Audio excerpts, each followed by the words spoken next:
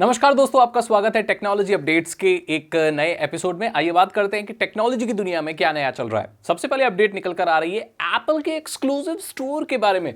आपने देखा होगा हर टेक क्रिएटर इसी को कवर कर रहा है। BKC यानी कि बांद्रा कुर्ला कॉम्प्लेक्स में मुंबई में एक बहुत बड़ा स्टोर खुला है एप्पल का, जहां पर जो टिम कुक हैं, जो CEO हैं एप्पल के, वो आए, उन्होंने उसकी ओपनिंग की। वहां पर बहुत बड़े बड़े सेलिब्रिटीज आए, जैसे mister AR Rahman, Mrs Madhuri Dixit जी, और ये सब लोग देखे गए वहाँ पर। और लोगों ने एंट्री ली, और पहले में तो ज़्यादातर जर्नलिस्ट वगैरह ही आए, यूट्यूबर्स वगैरह ही आए। काफ़ी बातें हुई, देखा अंदर से स्टोर कैसा होता है।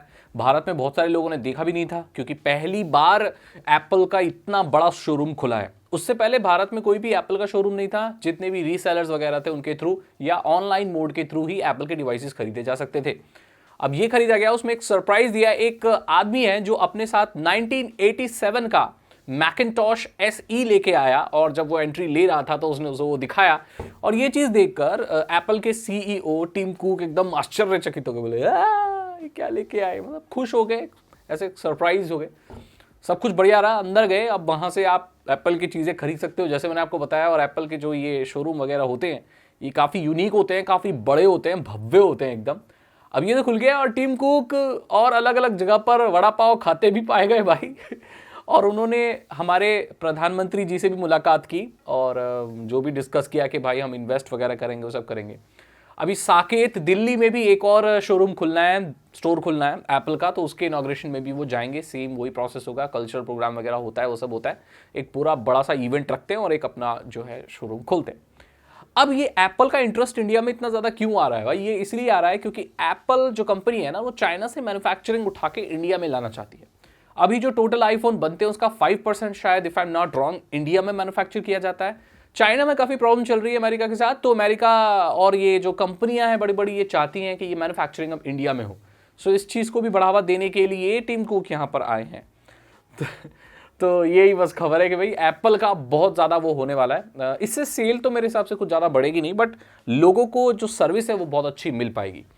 इंडिया में अभी भी 91% या 95% लगभग एंड्रॉयड इस्तेमाल होता है। आईफोन इतना कॉमन नहीं है, बट फिर भी ये स्टोर खुलने के बाद अब उसकी ज़्यादा पकड़ हो सकती है, और आगे चलकर एप्पल के डिवाइसेस और ज़्यादा इंडिया में बिक सकते हैं। अगला अपडेट आ रहा है व्हाट्सएप की तरफ से, कि अब व्हाट्सएप आपको अलाउ करेगा कि आप जब स्टेटस अपडेट करते हैं व्हाट्सएप में, उसे आप अपने डायरेक्टली फेसबुक पर भी शेयर कर सकते हैं। ये ऑप्शन अभी आपको फेसबुक एंड आपके इंस्टाग्राम में क्रॉस में मिलता है। एक पे डालते हो तो दूसरे में शेयर हो जाता है।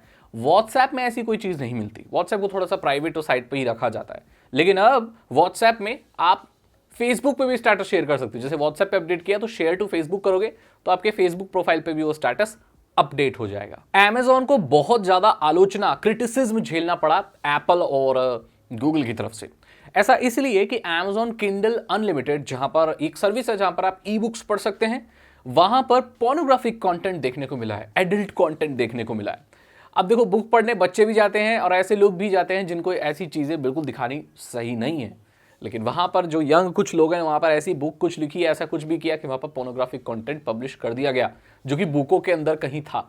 ये चीज जब एप्पल और गूगल को पता चली तो वो गुस्सा हो गए, और उन्होंने थ्रेटन किया कि हम हटा देंगे आपकी एक किंडल विंडल, अगर आप ये बता के कि भाई ये तो बच्चों की बुकें हैं और अंदर आप पोर्नोग्राफिक कंटेंट डिस्ट्रीब्यूट करोगे। हालांकि Amazon में भी इसकी कोई गलती नहीं है, वहां पर पब्लिश करने वाले लोगों ने ऐसा डाल दिया। वो हर चीज़ को इतना मॉनिटर नहीं कर सकते, हर किताब को नहीं पढ़ सकते, सो वो थोड़ा सा पंगा हो गया।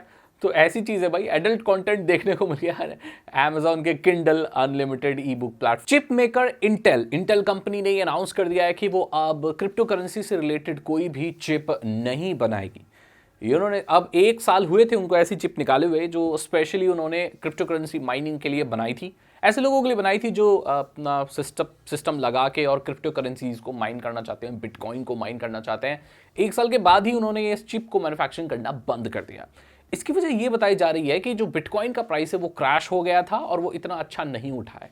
ज़्यादातर लोग इसकी माइनिंग नहीं कर रहे हैं, तो जो कंपनियां इनके इक्विपमेंट बनाती हैं वो ज़्यादा मुनाफा नहीं कमाएंगी।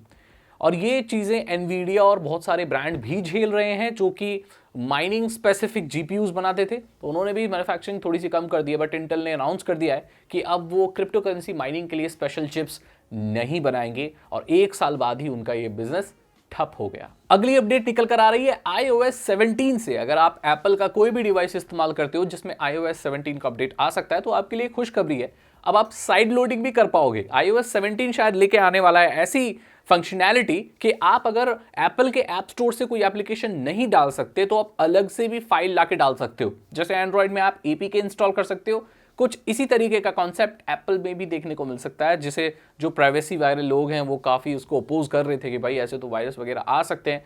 बट लोग खुश भी हैं कि एप्पल में अब ऐसी फ्रीडम मिल पाएगी कि भाई अलग से कोई भी एप्लीकेशन डाली है, बनाई है, वो आराम से डाल सकते हो। सिर्फ हमें एक ही ऐप स्टोर पर आश्रित रहने की ज़रूरत नहीं है। अलग से अगर एप्लीकेशन डाली जा सकती है तो इससे रास्ता खुल जाता है अलग अलग ऐप स्टोर्स का।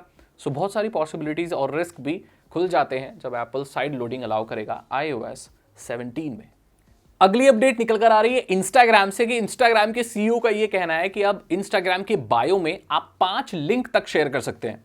पहले ये प्रॉब्लम रहती थी कि भाई एक ही लिंक डाल सकते हैं, उसमें ज़्यादा अबाउट सेक्शन में कुछ लिख नहीं सकते। अब जो लोग cake, murder, land on earth और ये सारे उल्टे सीधे बायो लिखते हैं, अरे भाई लिंक डाल दो अपने दूसरे सोशल मीडिया का, वो सबसे अच्छा तरीका है। और अब आप 5 लिंक तक डाल सकते हो अपने इंस्टाग्राम के बायो में। अगली अपडेट निकल कर आ रही है विंडोज 10 और विंडोज 11 से कि इन दोनों में ऐसी वल्नरेबिलिटी पाई गई है इनके इंटरनल सिस्टम में कि साइबर क्रिमिनल्स इसका फायदा उठा के आपके सिस्टम को कॉम्प्रोमाइज कर सकते हैं और बहुत दिक्कत आ सकती है। इससे बचने के लिए माइक्रोसॉफ्ट ने जल्दी से जल्दी पैच रिलीज कर दिए हैं, तो फटाफट से अपने विंडोज 10 और 11 को अपडेट कर लीजिए। आपके पास अपडेट आ गया होगा, थोड़ा सा छोटा सा पैच आ गया होगा, डिस्क्रिप्शन में भी लिख गया होगा उसमें कि भाई ये किस चीज़ का पैच है, तो आप उसे फटाफट डाल लीजिए और आप उसे सेफ एंड सिक्योर रह पाएंगे। अन्यथा आपका कंप्यूटर वल्नरेबल रहेगा, जो कि अच्छी बात नहीं है। और दोस्तों अब वक्त है टेक टर्म का। आज का टेक टर्म है CVE, जिसका फुल फॉर्म होता है कॉमन वल्नरेबिलिटीज एंड एक्सपोजर्स। ये एक तरह की कॉमन वल्नरेबिलिटीज यानी कमियां होती हैं सॉफ्टवेयर, वेबसाइट, सिस्टम में, जो कि पोस्ट की जाती हैं और ये नंबर से भी डाली जाती हैं। ये कुछ कमियां होती हैं जैसे सिस्टम में पाई जाती हैं। जैसे एंड्रॉयड में कोई वल्नरेबिलिटी पाई गई, कोई कमी पाई गई जिसकी मदद से जो बुरे हैकर्स है उसे वो खतरनाक तरीके से एक्सपोज कर रहे थे, इंजेक्ट कर रहे थे, चीज़ें खराब कर रहे थे, है ना। हैकर्स इसी चीज़ का तो फायदा उठाते हैं, बुरे वाले हैकर्स। सो ये लिख जाती है, इसका पैच निकाला जाता है, उसे फिक्स कर दिया जाता है और इनके नंबर्स भी असाइन किए जाते हैं, जैसे CVE, टैक 0012 जो भी नंबर सेट किए जाते हैं, ये वल्नरेबिलिटीज़ के नंबर होते हैं। इनको पैच कर दिया जाता है और इन्हें पब्लिश कर दिया जाता है। Cyber security researchers, ethical hackers, white hat hackers, ये सारे लोग इन्हें फाइंड आउट करते हैं, इन्हें पैच करते हैं, देन पब्लिश करते हैं। इससे जो सिस्टम है वो सिक्योर होते चले जाते हैं और उनमें वल्नरेबिलिटीज़ कम होती चली जाती हैं। ये 0 डे से बिल्कुल अलग होते हैं क्योंकि ये फाइंड आउट करके पब्लिकली पोस्ट कर दिए जाते हैं और उन्हें पैच भी कर दिया जाता है लोगों की सेफ्टी एंड सिक्योरिटी के लिए। आई होप आपको ये वीडियो अच्छी लगी होगी। अगर आपको ये वीडियो अच्छी लगी तो इसे लाइक करें, अपने दोस्तों के साथ शेयर करें। साइबर सिक्योरिटी और इथिकल हैकिंग में इंटरेस्ट है तो डिस्क्रिप्शन चेक करें। 299 रुपीज के 3 इथिकल हैकिंग कोर्सेज हैं, आसान भाषा में आपको इथिकल हैकिंग सिखा देंगे। मैं मिलता हूं आपसे अगली वीडियो में। Thank you so much and good bye.